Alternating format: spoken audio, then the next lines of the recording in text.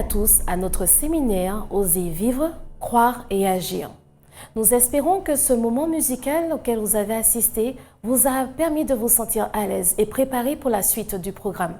Maintenant, je vais vous inviter à nous adresser ensemble à Dieu. Notre Père, notre Dieu, nous te remercions pour tes grâces et tes bénédictions. Merci pour cette opportunité supplémentaire que tu nous donnes afin d'apprendre non seulement à mieux nous connaître, mais par-dessus tout, Seigneur, à mieux connaître les projets, les plans que tu as fait pour chacun d'entre nous, parce que tu souhaites que chacun d'entre nous puisse vivre, croire et agir. Que ta paix et ta grâce soient avec nous, au nom de Jésus ton Fils et pour ta gloire. Amen.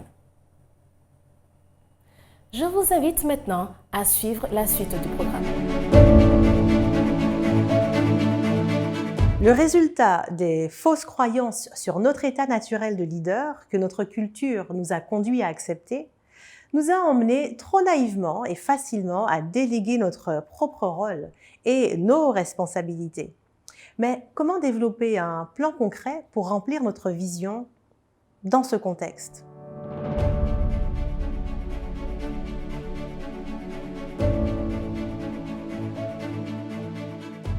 Le stress émotionnel est plus présent aujourd'hui qu'auparavant. Les populations sont angoissées à l'idée de ce qui est à venir. Elles ne savent pas quoi penser et surtout à quoi s'attendre.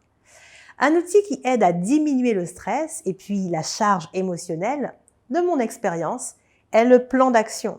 Le plan d'action par rapport à votre vision, puisqu'il s'inscrit sur une vision laquelle donne de l'espoir par rapport à l'avenir. Avez-vous développé un plan d'action concret pour mener votre mission, votre vision ? Être chrétien n'est pas uniquement accepter un ensemble de croyances et lutter en vain pour mettre toutes ces croyances en pratique. Il ne s'agit pas uniquement de grincer des dents et de dire « je veux faire cela, mais si cela me tue, pas très grave ». Être chrétien, c'est surtout manifester ce en quoi on croit, donc aussi être actif, se laissant conduire de projet en projet, inspiré par la source infinie. Rappelons que nous avons chacun une mission individuelle, menée et régie par l'amour, pour l'utilité commune, et chacun dans nos domaines de compétences selon nos dons, nos talents ou pas. Et pour y parvenir, cela n'arrivera pas par hasard, mais bien en bâtissant un plan d'action. Regardez déjà dans la Genèse. Qui trouvez-vous ? Qu'observez-vous ? Eh bien, de l'action immédiate.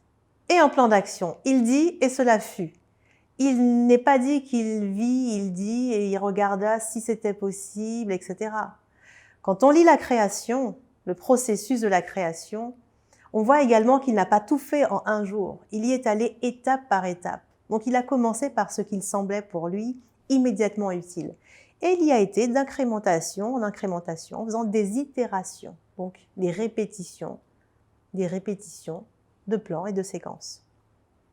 Mais pour faire cela, ça n'a pas été non plus le résultat d'un processus hasardeux. Il savait ce qui était nécessaire et donc a implémenté son plan, étape par étape. Si vous l'aimez tant que cela, le Dieu créateur, imitez-le en continu, vous aussi passez à l'action et adoptez sa méthode. Ah, qu'est-ce que j'aime la gestion de projet et surtout la phase d'exécution d'un projet.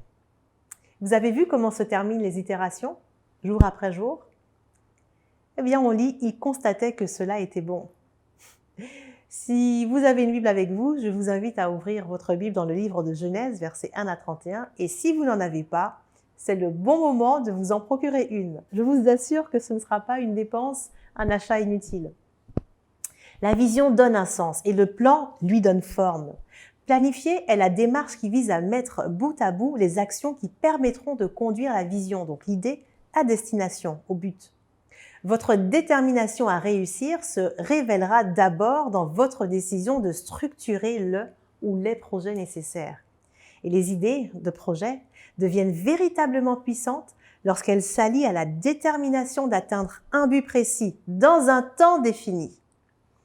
Depuis plusieurs années, j'accompagne des entrepreneurs comme des firmes sur des projets complexes et parfois à forte visibilité. J'ai ainsi compris quelles étaient les causes de l'échec ou de la réussite d'un projet. Et j'ai noté, au fur et à mesure de mon expérience, que les projets réalisés sans méthode se développent moins bien ou moins vite et avec une qualité qui n'est pas toujours au rendez-vous. Faites des plans pour remplir votre vision. Ici, j'aimerais partager avec vous 12 raisons qui, selon moi, de ce que j'ai pu observer, expliquent les échecs d'un plan, d'un projet. Première raison, des objectifs pas suffisamment définis. Si vos objectifs ne sont pas suffisamment définis et restent vagues, ils ne seront jamais atteints. Et l'expérience nous montre que plus on est précis et clair par rapport aux objectifs souhaités, plus on a de chances d'être rigoureux dans l'approche et on augmente ainsi la possibilité d'atteindre nos résultats. Ce que cela signifie en réalité, c'est que si on arrive à visualiser le but à atteindre, on peut se projeter dans l'avenir et créer les conditions nécessaires à l'obtention de nos souhaits par rapport à notre vision. En quelque sorte, visualiser, c'est y croire et c'est le manifester. Et cela vous permet de ressentir comment sera l'avenir après le projet. Deuxième erreur, c'est un manque d'autodiscipline dans la mise en œuvre du plan. Parce que gérer un projet est une chose, mais gérer des personnes et s'assurer que chacun est au top de sa performance en est une autre. Il va sans dire que personne n'est au top de sa performance à chaque instant de la journée. On a tous parfois tendance à dévier notre attention de nos objectifs de la journée. Et si cela arrive trop souvent, on risque de retarder le projet de manière significative. Motivez-vous en permanence, tout comme vos équipes pour garder le rythme. Et s'il le faut, priez plusieurs fois dans la journée pour retrouver cette dynamique. Troisième raison, un suivi du désir et non du plan. Bien qu'un plan ne soit jamais que la ligne directrice d'un projet, il arrive qu'on oublie la direction qu'on a voulu prendre et on dévie. On dévie tellement qu'on oublie nos objectifs qui du coup ne sont jamais atteints. Voir en plein projet une autre route, une autre manière de faire est tout à fait légitime. Mais à la limite, il faut dans ce cas adapter votre plan pour qu'il soit en phase avec votre nouvelle direction. Quatrième raison, la dispersion des efforts. Nous le savons tous, une fois dans l'action, on se sent pris dans un tourbillon de choses à faire. On perd ses repères et on peut aller au plus pressé. Ou du moins, on va à ce que l'on pense être le plus important dans cet instant précis. Du coup, on passe d'une chose à l'autre et on ne fait rien correctement. En conséquence, on perd du temps. Et comme cela a tendance à se répéter, on perd de plus en plus de temps, jusqu'à ralentir le projet qui finira du coup avec beaucoup de retard. Cinquième raison, une acceptation de changement du projet sans réviser le plan. Rien ne va jamais comme prévu. On a beau préparer le projet avec le plus d'attention possible, le plus de fois possible, le plus d'engagement possible, il y a souvent ce petit grain de sable interne ou externe qui nous fait dévier. Quelle que soit la nature de ce grain de sable, il est bon de prendre un peu de recul, de l'analyser et de voir s'il contribue à nous rapprocher de nos objectifs ou au contraire, s'il nous en éloigne. Sixième raison, un manque de temps pour bien choisir les personnes qui vous entoureront. Pour aller plus vite, on prend parfois des raccourcis et ne pas prendre le temps de bien choisir ses partenaires engendre souvent des désenchantements. Bien choisir les personnes avec lesquelles on interagit est essentiel. Validez ces personnes avec la source infinie avant d'aller plus loin. Ne vous précipitez pas. Septième raison, une incapacité à coopérer avec certains membres lors de votre projet. On ne peut pas toujours s'entendre avec tout le monde. Ça arrive. On pourrait dire que c'est naturel. C'est pour cela qu'il faut toujours considérer les aspects humains dans votre projet. Si vous voyez que votre groupe ne tourne pas à plein régime ou qu'il y a des problèmes dans les interactions, n'attendez pas, ne laissez pas les choses se faire. Voyez comment, en toute transparence, demandez comment vous pouvez les aider. Huitième raison, un manque de créativité, de flexibilité ou de réactivité. J'ai connu des personnes qui suivent le plan sans même réfléchir. Elles ne réfléchissent plus et qui laissent aller les problèmes. Réagissez le plus tôt possible. Neuvième raison, prendre des décisions beaucoup trop tard. N'hésitez pas à prendre les décisions qui s'imposent, même si elles sont difficiles. Vous pouvez, par exemple, avoir à vous séparer d'une personne, d'un prestataire, ou d'un membre de votre famille, par exemple. Faites-le. Une fois que tout le monde est aligné et est là où il doit être, les choses reprennent alors un rythme et une cohérence. Soyez toujours courtois, mais ferme et clair dans vos décisions, comme Jésus l'était. 10e raison, un suivi du projet inadapté. Faire des plans, c'est bien, mais ne pas les suivre, eh bien, c'est comme si vous n'aviez fourni aucun effort. Alors, pour vous assurer d'arriver à destination et d'atteindre vos objectifs, évaluez à quel moment il est opportun de suivre votre projet. 11e raison, eh bien, problème d'argent, insuffisance de capitaux. Rappelez-vous que l'argent n'est pas tout, bien qu'il reste essentiel si on veut avancer sur le projet. Faites un bon suivi de vos finances. N'hésitez pas à faire ce qu'on appelle travailler votre intelligence financière. 12e et dernière raison, le manque de foi. Beaucoup de projets s'arrêtent parce que le porteur du projet n'y croit plus. Si vous cessez d'y croire, qui le fera à votre place? Restez donc connectés pour cela à la source infinie pour chaque jour qu'elle renouvelle votre intelligence et votre confiance. Lorsque j'ai décidé de passer de l'idée à l'action, de lancer mes premiers projets, eh bien pour les réussir et surtout avoir une croissance graduelle et continue, eh bien j'ai compris qu'il fallait que je sois plus combative et surtout disciplinée. Et plus j'avançais sur mes projets, plus j'avais des interactions à différents niveaux. Et c'était plus mes compétences qui comptaient, mais surtout mon savoir-être. Et c'est en formant des projets qui ne tiennent pas en compte uniquement notre personne, des projets qui transforment positivement l'avenir de notre société, que l'on comprend l'urgence de développer un caractère solide pour s'accrocher et y parvenir. Quel que soit le domaine, lorsque l'on passe à l'action, ce qui prime,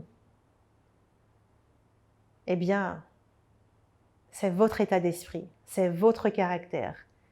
Avancez avec ce puissant partenaire, la source infinie. Notre société, actuellement en pleine transformation, tout comme nos communautés, souffre d'un vide de femmes et d'hommes capables d'inspirer, d'impacter, d'influencer, de guider, d'inspirer, de leaders, des personnes capables de fédérer un groupe ou une organisation vers un objectif commun. De quoi avez-vous besoin pour agir encore plus aujourd'hui?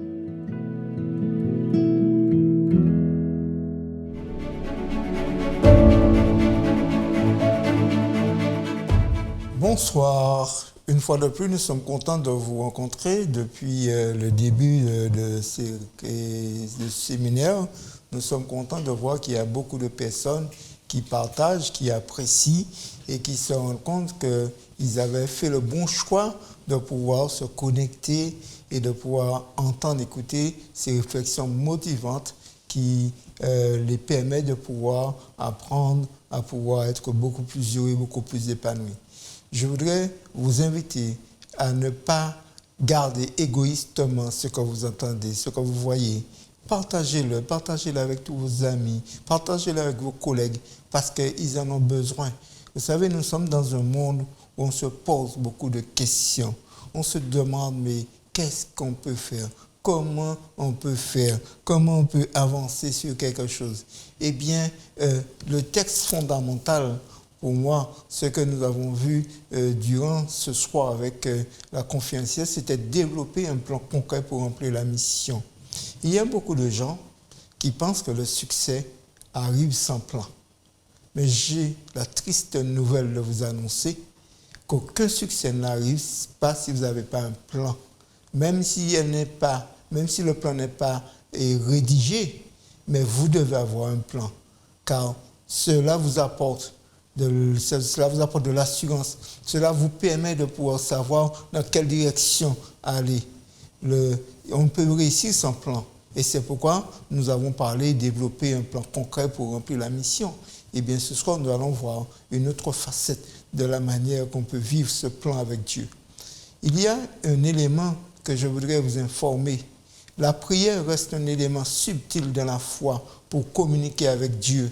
La prière, moment où l'on rencontre intimement Dieu, sans foi, sera qu'un simple entretien et pas plus. Souvent des moments, si vous priez et que vous ne me manifestez pas de la foi, mais c'est sûr que ça sera juste un petit moment que vous aurez passé, mais il n'y aura pas d'autre chose. Et puis sachez que lorsque vous priez à quelqu'un qui a un plan pour vous. Dieu a un plan pour toi. Si dans la vie, quel que soit là où tu te trouves ce soir, aujourd'hui, quel que soit le moment que vous écoutez cette réflexion, sachez que Dieu a un plan pour vous. Et le plan de Dieu, Jérémie nous le dit au chapitre 29, verset 11. Jérémie nous dit, car je connais les plans que j'ai formés pour toi, dit l'Éternel, projet de paix et non de malheur, afin de vous donner un avenir et de l'espérance. Oui, Dieu a un plan pour toi. Peut-être qu'on avait fait des plans pour que tu ne sois pas en vie, mais j'ai la bonne nouvelle de te dire ce soir que Dieu a un plan pour toi. Chaque être humain sur cette terre, Dieu a un plan pour lui. Donc, toi aussi, Dieu a un plan pour toi. Et ce n'est pas un plan pour pouvoir te mettre dans la souffrance. Il a dit, je connais les projets que j'ai formés, dit l'Éternel, projets de paix et non de malheur. Beaucoup d'espérance pour toi ce soir. Dieu a un plan pour toi. Dans ce texte que nous venons de lire et dans tous les autres que nous avons vus, c'est un texte qui reste fondamental pour nous. Un Dieu qui planifie pour moi, mais qui ne s'impose pas à moi. Vous savez, nous avons vu dans d'autres réunions, dans d'autres moments de réflexion, beaucoup de choses. Je voudrais rappeler que Dieu se place toujours en celui qui vient, qui frappe, mais il n'impose pas. Il ne s'impose pas, il ne bloque pas, il ne cherche pas à pouvoir t'imposer, à pouvoir faire au-delà de ce que tu ne peux. Dieu veut faire avec toi. Il veut faire avec toi, pour toi. Et il veut même faire en toi aussi. Mais tout cela, c'est toi qui dois lui donner, c'est toi qui dois donner cette permission. Dans Jacques 4, verset 15, il a dit, vous devriez dire au contraire, si Dieu le veut, nous vivrons et nous ferons ceci ou cela.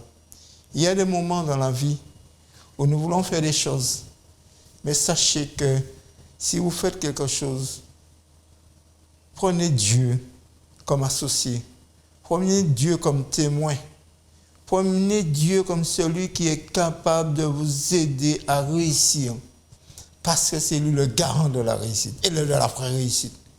Dieu est celui qui est capable d'aider tout homme et toute femme à bien réussir. Je voudrais ce soir vous poser une question. Puisqu'on parle de plan, puisqu'on a parlé d'un plan concret pour développer un plan concret ce soir pour remplir la mission, est-ce que vous connaissez le plan par excellence que Dieu a pour toi? Est-ce que tu connais le plan par excellence que Dieu a pour toi? La Bible répond dans le livre de Jean au chapitre 14, verset 1 à 3, et je vais lire avec vous. Il dit, quand votre cœur ne se trouble point.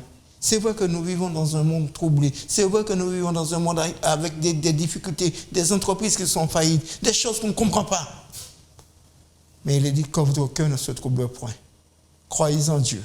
J'aime bien ça, croyez en Dieu et croyez en moi. Jésus qui disait, croyez en Dieu, croyez en moi. C'est-à-dire, donner la possibilité que vous puissiez croire en Dieu et croire en Jésus, puisque nous avons dit aussi lors de nos réunions, de conférences, nous avons vu que nous devons demander au nom de Jésus. Il dit, croyez en Dieu et croyez en moi. Et il dit, plus loin, il y a plusieurs demeures dans la maison de mon Père. Si cela n'était pas, je vous l'aurais dit. Et je vais vous préparer une place. Et lorsque je m'en serai allé, que je vous aurai préparé une place, je reviendrai, je vous prendrai avec moi, afin que là où je suis, vous y soyez aussi. Il y a beaucoup de gens qui cherchent des places. Il y a beaucoup de gens qui cherchent à habiter un endroit. Il y a des gens qui paient très cher un petit morceau, un petit lopin de terre, parce qu'ils veulent habiter un endroit. Mais ce soir, aujourd'hui, tandis que vous entendez, quelle que soit l'heure que vous entendez cette réflexion, sachez que Dieu vous dit, que Jésus nous dit du moins, qu'il va nous préparer une place et qu'il reviendra pour nous emmener là où il est, là où il a préparé cette place pour nous. Voici le plan que Dieu a mis en place pour toi. Voici, c'est un plan extraordinaire. Ce plan-là, Dieu n'attend que toi. Il a déjà tout programmé, tout est déjà programmé. Il ne suffit que ce soit toi qui puisses dire oui. Dans la Bible, nous trouvons une histoire. Un jeune homme qui vivait chez son père tranquillement. Mais à un moment, ils étaient deux frères. Ils ont décidé à un moment de pouvoir, l'un d'entre eux, le plus jeune, est allé vers son père. Il a dit à son père, donne-moi tout ce qui me revient. Et quand il a demandé à son père de lui donner tout ce qu'il devait recevoir, il est parti. Et la Bible déclare qu'il a dilapidé les biens, qu'il a fait tout ce qu'il fallait. Il a usé tout. À un moment, alors qu'il s'est retrouvé en train de surveiller les pourceaux, et là, c'était le temps de la réflexion. Il est rentré en lui-même. Il a réfléchi. Et il a choisi de pouvoir faire quelque chose. Il a choisi de pouvoir revenir chez son père. Et la Bible nous dit que tous les matins, ce père se levait. Il allait en direction de là où son fils était parti. Et quand il allait en direction de là où son fils était parti, il attendait, il scrutait pour voir s'il y avait quelqu'un, s'il y avait quelque chose, s'il y avait... Vraiment, il cherchait de l'espérance. Et puis ce matin, ce jour-là, quand il s'est levé, quand il a été, quand il a commencé à scruter, il a vu quelqu'un. Il a vu quelqu'un qui arrive. Et cette personne qu'il a vu qu'il arrivait, il n'a pas perdu, parce qu'il sait qui est-ce qui arrivait là. Malgré ce vêtement, malgré tout ce qu'on pouvait voir, malgré les cheveux qui avaient poussé, parce qu'il n'y avait peut-être même pas d'argent pour aller se couper les cheveux, le père a reconnu son fils. Et ce qu'il a fait, c'est qu'il est venu se jeter dans les bras de son fils.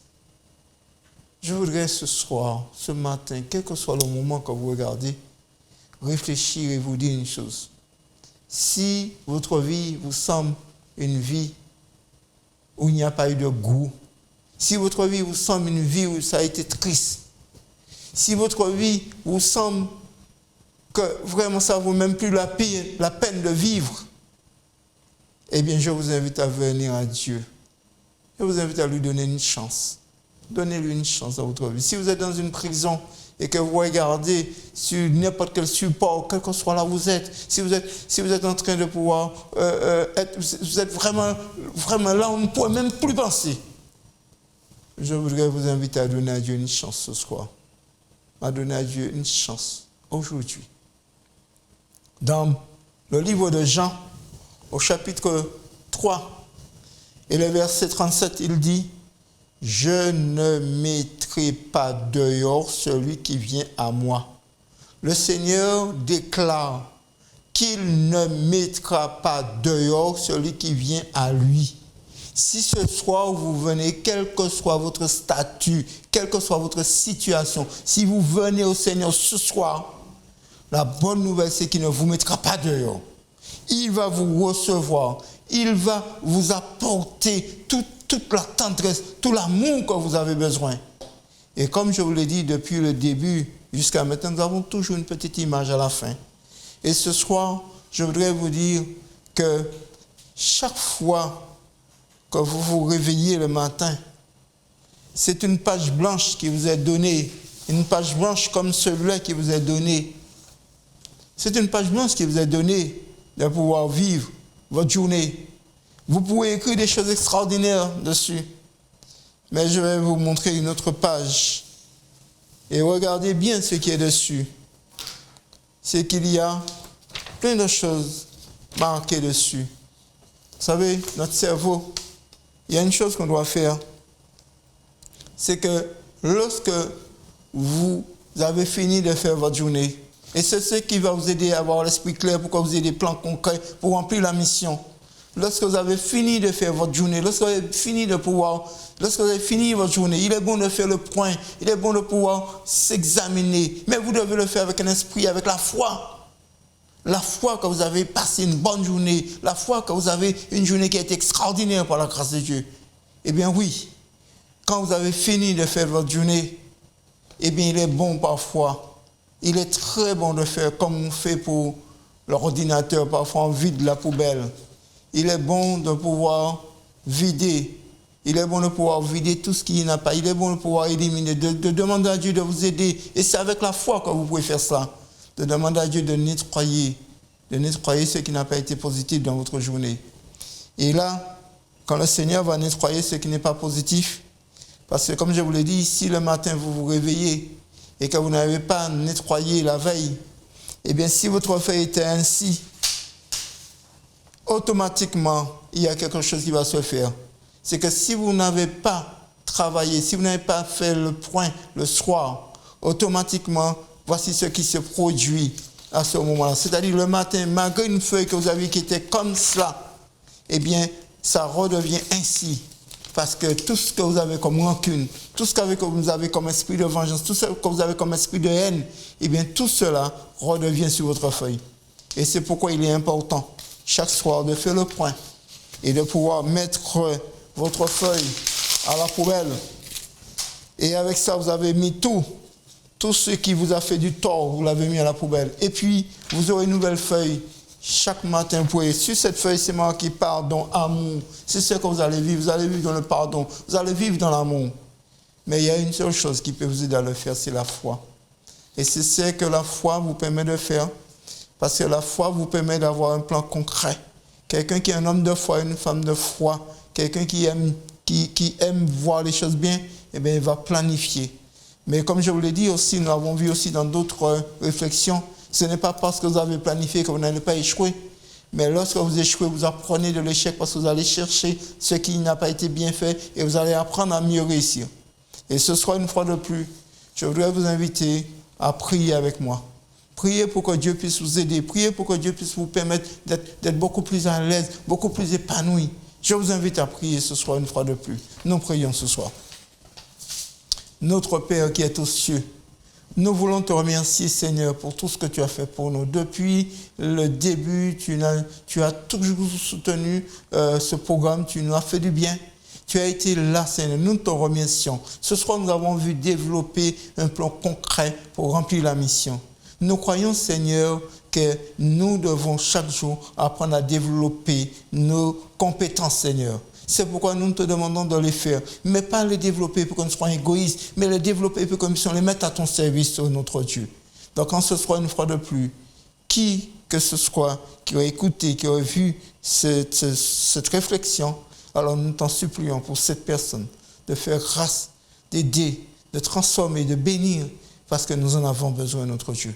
Merci de nous avoir accompagnés ce soir. Merci de nous faire du bien. Et merci de nous aider chaque jour à savoir que tu ne manques pas dans tes promesses et que tu es là pour nous aider, pour nous fortifier. Nous t'avons prié en ce soir une fois de plus, au nom de Jésus-Christ. Amen.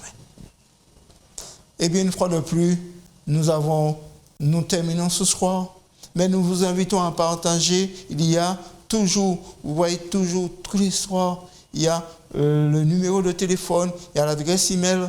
Si vous avez un besoin, si vous avez une question, si vous avez besoin qu'on puisse prier pour vous, quel que soit ce que vous avez besoin, n'hésitez pas. Nous sommes là pour vous accompagner. Et puis aussi, comme je l'ai dit, et je voudrais me le répéter, ne soyez pas égoïstes. S'il y a quelqu'un qui a besoin d'entendre ces réflexions, donnez l'information, partagez. Si vous avez besoin aussi de nous dire un petit mot d'encouragement, eh bien dites-le, n'hésitez pas. Nous acceptons les mots d'encouragement aussi parce que nous croyons que s'il est important d'encourager, de faire du bien, nous croyons à cela. Et c'est pourquoi nous voulons aussi accepter si vous nous encouragez. Nous vous disons à demain soir pour un moment encore beaucoup plus encore intéressant parce que chaque moment a quelque chose de formidable. Chaque moment a quelque chose qui vous permettra de pouvoir être beaucoup plus prêt dans la bataille. À demain soir, à la même heure. Merci.